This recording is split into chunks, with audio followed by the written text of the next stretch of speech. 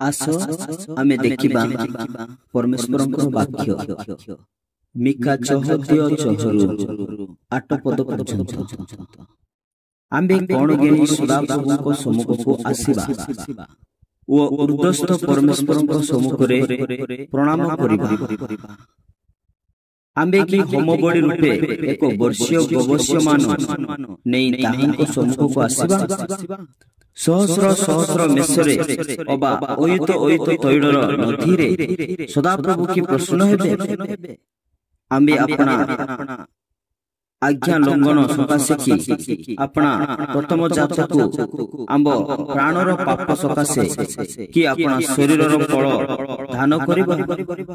हे मनुष्य जहा उत्तम ताहा से तुमको जणाई अछंती। न्यायाचरण दया भल पाइबा ओ नम्र बाबुरे तुम परमेश्वरଙ୍କ सहित गमनागमन करिबार एहा छडा सदाप्रभु तुमठारु आउ कोन चाहନ୍ତି।